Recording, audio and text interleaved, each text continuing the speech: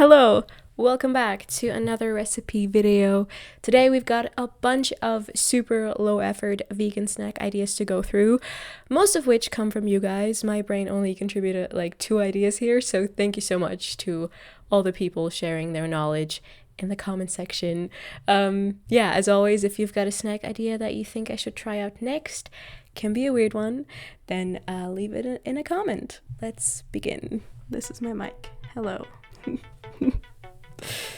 Okay, so this first idea comes from Betty. It's for this delicious mint chocolate milkshake or chocolate mint shake. Mine was particularly fancy because we had some fresh mint at home. So I made my tea by, pouring hot water over the mint and letting that sit for a while. I actually let this sit until cooled completely, but feel free to remove the mint or the tea bag a bit sooner if you prefer a less strong flavor. Then to a blender or a food processor, simply add 1 to 2 frozen bananas, some unsweetened cacao powder, and some of the cold tea. Betty says to blend up the banana and cacao first at the same time until ice cream consistency has been achieved. But I feel like it should also be fine to blend up all the ingredients at once. I ended up adding about 1/3 of a cup of the tea, bit by bit, until I was happy with the consistency. After taste testing this, I also added a pinch of salt and about a teaspoon of agave, but that is optional. This was really good. Some people asked for high protein snacks that don't require protein powder, so here's one. Those are some delicious chocolate almond protein bites, which according to my sister taste like gingerbread cookies, so perfect for this time of year. A food processor is not essential in this. You can also just combine everything by hand. Yeah, the end result will most likely be more like muesli bars then. Combine the dry ingredients first. Small cut oats or oat flour, hemp powder or hemp seeds, pumpkin seeds, ground or unground, sunflower seeds, ground flax seeds, unsweetened cacao powder, a pinch of salt, and then I wanted to add a little bit of cinnamon, but I was only able to find gingerbread spice, hence the Christmassy flavor in this, but feel free to skip this. Blend or mix by hand, then add your wet ingredients. Unsweetened applesauce, vanilla, liquid sweetener, and almond butter. And then shape this mix into bars or squares or cookies. The dough should be really easy to work with. If it's a bit too wet for some reason, add some more oat flour or ground up seeds. Feel free to leave them bare, but if you don't mind them to be a bit more indulgent, you can dip them into a bowl of melted dark chocolate using 2 forks. That works best. Or simply just drizzle a tiny bit of chocolate over all the bites. Let them rest in the fridge until set. I think it takes at least like 30 minutes. And then enjoy! I honestly don't know which ones I like better. These ones here, or the ones that I made with protein powder a couple months ago. Those are peanut butter flavored, so you can't really compare the two, but I'll leave a link to that recipe in the description. Store them sealed in the fridge for up to 5 days, or keep them in your freezer for a couple weeks. Here's a random little toast idea. I made this for myself last week when I had close to 0 food in my fridge. A piece of bread from the freezer, toasted, spread with some vegan butter, bit of gochujang. The vegan butter tones down the spiciness a little bit, so those two work really, really well together, I think. And then I added some chopped pickles, sesame seeds, and the last bit of spinach I could find. While we're on the topic, here's some more toast ideas. Toasted whole wheat bread, topped with some sort of chocolate hazelnut spread, plain yogurt, frozen berries, maybe also some puffed quinoa because it looks adorable, and some liquid sweetener of choice if you want.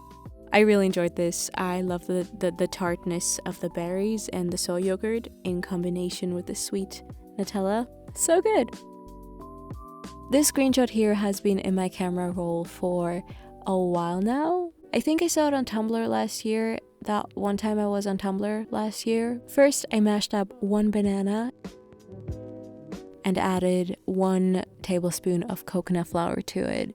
We happen to have that at home, but yeah, just use like shredded coconut instead. I wasn't too sure about the 1-to-1 Oreo to banana ratio they're giving us here, and so to the 1 mashed banana, I added 4 Oreo cookies. Mixing everything up with a fork is definitely a bit tricky at first. One of these grinder mortar thingies might actually be more useful here.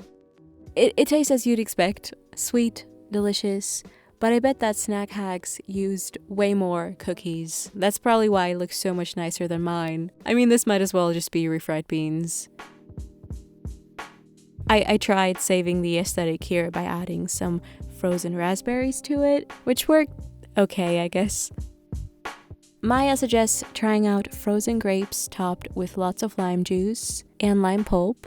The lime juice freezes at contact to make for a delicious sour grape lime sherbet situation. When I read that first, my mind went straight to Dumbledore. Yeah, I only had lemon, but it still worked beautifully. Super simple and refreshing. I definitely have to try out the sorbet version you were talking about here. Another super quick, healthy snack was sent in by Elvira. Cucumber slices, pumpkin seeds, salt, or other spices, and pumpkin seed oil. Pumpkin seed oil has a very distinct, almost bitter, strange, but still kind of good tasting flavor to it. I hardly ever use this. Yeah, solid healthy snack idea. Next up, I tried out Mahan's savory snack option here. To a large mixing bowl, I added some almonds, some cashews, and sunflower seeds. Also some nutritional yeast, chili flakes, and olive oil, plus a pinch of salt. You can also add some garlic, turmeric powder, onion powder. I transferred the nuts to this oval shaped baking tin and then let this roast for 8 to 10 minutes at 180 degrees Celsius. I let them cool off a bit before eating them. They were very good, especially with the nutritional yeast. Last but not least, we've got these lazy potato waffles here. Leftover steamed potatoes with the skin on, pressed into a hot waffle iron. I made sure to thoroughly grease the waffle maker. Then I added 2 cooked potatoes. Quite a bit of pressure was needed here to get this to go all the way down. I let them crisp up for about 5 minutes on medium high, and then I served them with this black pepper yogurt dip. I saw this brand of yogurt at Edeka recently.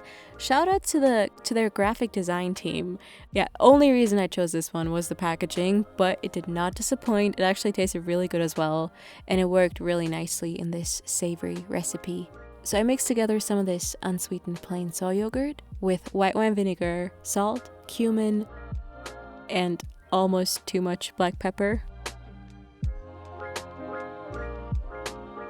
This was really good. I mean, it is just crispy potatoes, but they're, shaped in a fun way. Highly recommend. The only downside is cleaning the waffle iron later, and that kind of makes this recipe a bit less low effort in the end. Unless you have one of those waffle makers that allows you to take the plates out and put them in the dishwasher. I don't have one of those, and it pains me every single time. Alright, that is it for this quick snack video. Thank you so much for watching. Thanks to all the people participating in this, and just in general for the overwhelming kindness in the comments. Hope you have a good week. Bye!